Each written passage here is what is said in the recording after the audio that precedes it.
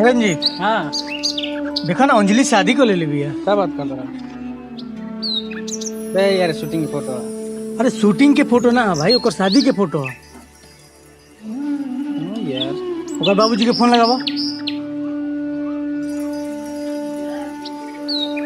हाँ प्रणाम बाबूजी, एगो न्यूज सुननी है। हाँ बबुआ, सच बात है। का करब, मजबूरी रहे, यही से कह देनी है। ठीक बा, सही बात।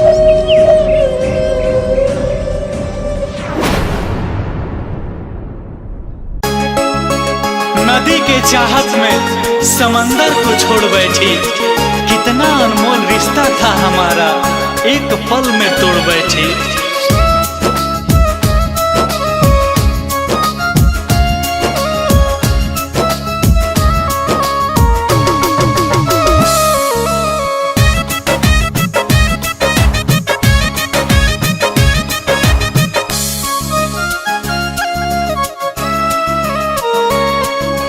पहले हंसा के रोइलू हो, आपन कह के भुलैलू हो।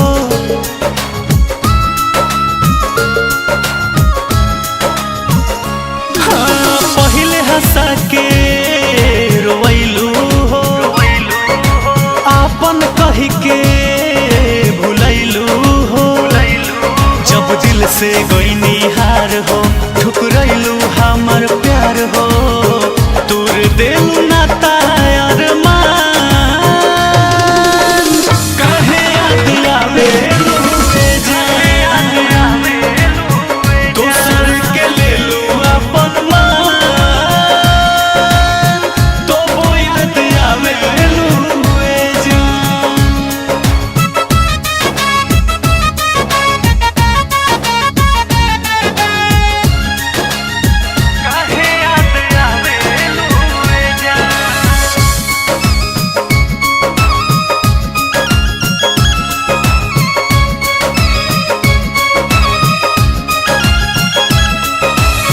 रहे काला चारी यारी तोड़ दिले बाड़ू, मन भर गइल मोह मोड़ ले ले बाड़ू।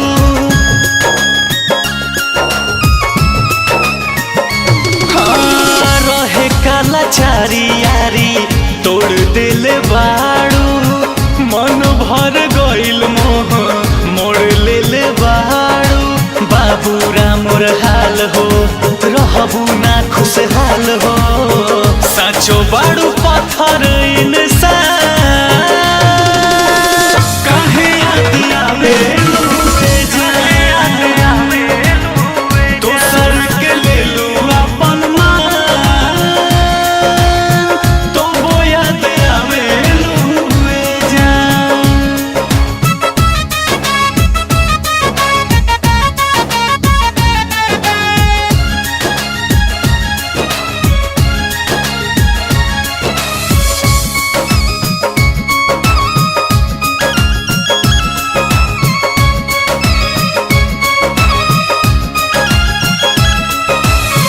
कैले रहुआ दा कबो छोड़ के ना जाइबू, जब खिसियाइब हम तब तू मनाइबू।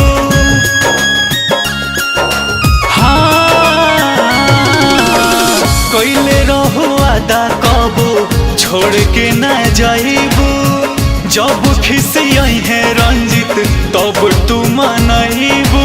देखा दिलू औकात हो, बुझलू ना जज्बात हो, लुट गइल बिटू